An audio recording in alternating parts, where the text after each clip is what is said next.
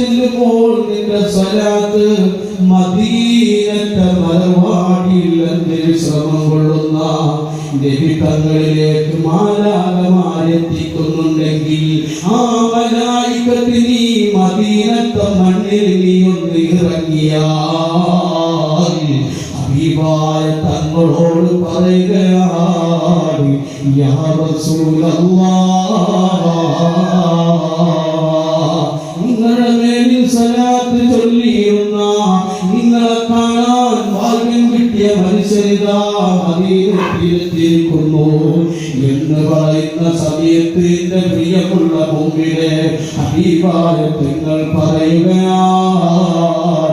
മലായികത്തെ,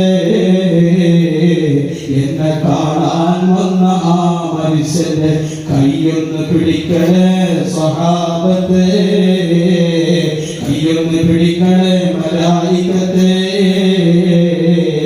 അവന് നിങ്ങൾ മംഗളാശംസകൾ പറഞ്ഞുകൊണ്ട് എന്റെ ഹദ്റത്തിലേക്ക് കൊണ്ടുവരണേ.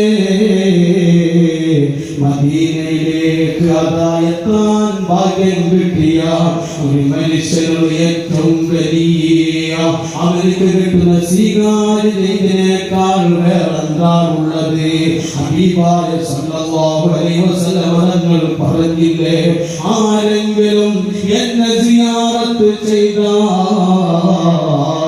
മൻസാറ ഖബരി വജബത് ലഹു ശഫാഅതി,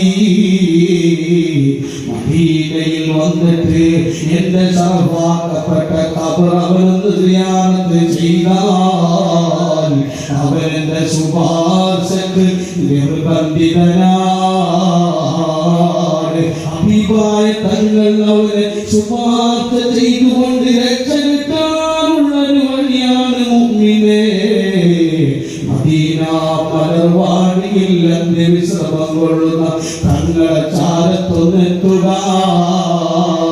മാത്രമല്ല മദീനയിലേക്ക് എത്താൻ ഒരു മനുഷ്യന് ഭാഗ്യം കിട്ടിയാൽ അത് അല്ലാഹുവിന്റെ റസൂലിന്റെ ക്ഷണമുള്ളവർക്ക് മദീനയിലെത്താൻ കഴിയൂ.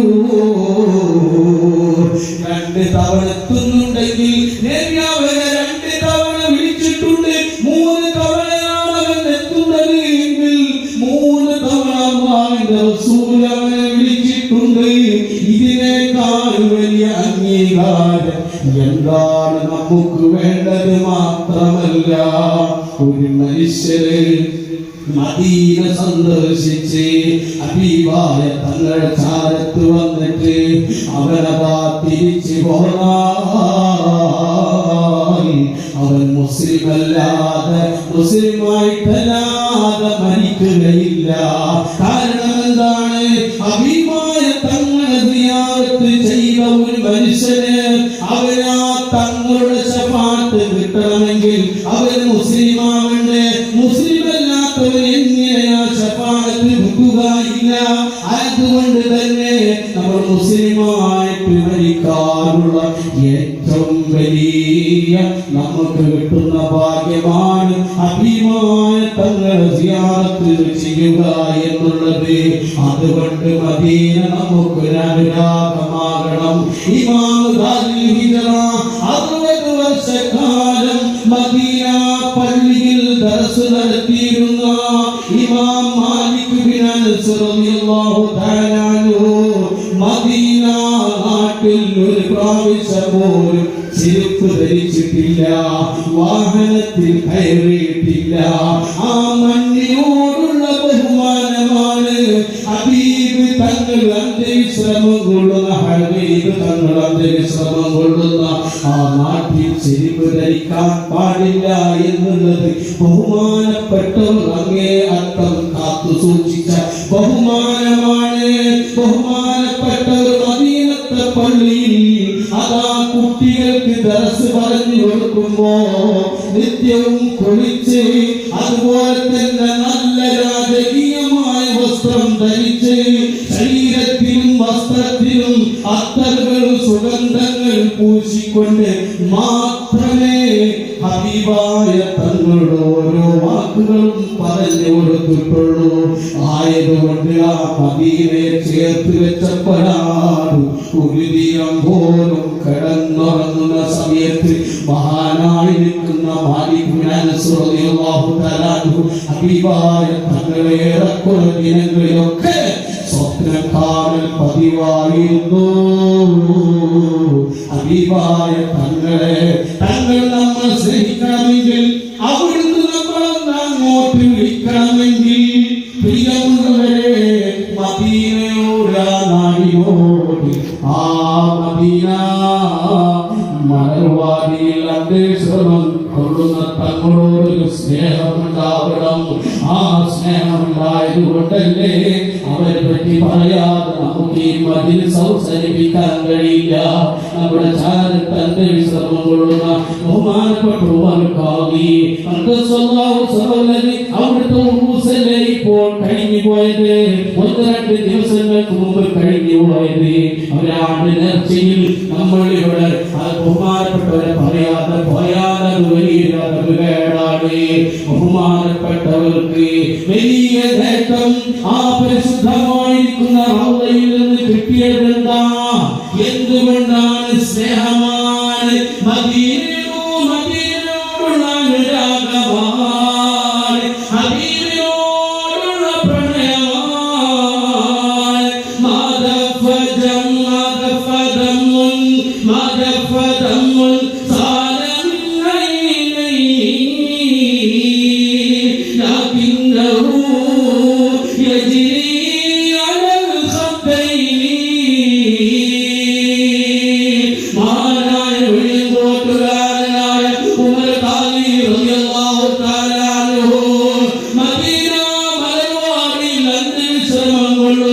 തങ്ങളുടെ കാലത്ത് ചെന്നുകൊണ്ട് ബാബുകാരോട് കയറാൻ ആവശ്യപ്പെട്ടപ്പോ അതംഗീകരിക്കാതെ തള്ളിക്കളഞ്ഞപ്പോ എന്റെ പ്രിയമുള്ളവരെ ഹബീബായ തങ്ങളിൽ നിന്ന് സ്നേഹം കിട്ടാൻ, അവിടുന്ന് വല്ലതും കിട്ടാൻ ബഹുമാനപ്പെട്ടവര് എന്താണെന്നറിയുമോ? ഒരുപാട് മഹത്വങ്ങൾ ഹബീബിനെ പറ്റി പറയുകയാണ്. ഹബീബിന്റെ കുടുംബത്തെ പറ്റി, ഹബീബിന്റെ ഇസ്രായേൽ മിഅ്റാജ് യാത്രയെ പറ്റി, ഹബീബിന്റെ ഹബീബിനെ സംബന്ധിച്ച് എല്ലാ നിലക്കും വർണ്ണിച്ചുകൊണ്ട് അവിടുന്ന് പാടുകയാണ്. യാ അക്റമൽ ഖുർമാനായ താഫികുൽ വമറുൽ ഫഖീറുൽ മുർതദി ബിൽ ജനാബികും. ബഹുമാനികളിൽ ബഹുമാനിയായ നബിയേ,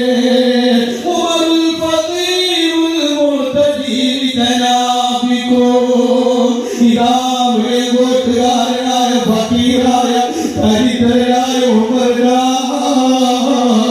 അങ്ങയുടെ ഉമ്മറപ്പടിയിൽ വന്നിരിക്കുന്നു നബിയേ. യാ അക്റമൽ ഖുർമാനായ താഫികുൽ വമറുൽ ഫഖീറുൽ മുർതദി ജനാബികും. ഞാൻ എന്തിനാണെന്നറിയുമോ? ഒരുപാട് ദൂരമുള്ള സ്ഥലത്തിൽ നിന്ന് ഈ ഹദ്റത്തിലേക്ക് വന്നത്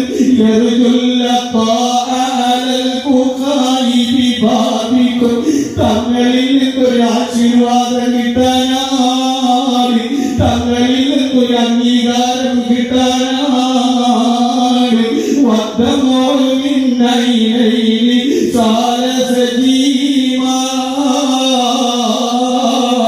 എന്റെ കണ്ണിൽ നിന്ന് കണ്ണീർ തുള്ളികൾ താരതാരിയായി ഒഴുകുന്നുണ്ട് നബിയേ.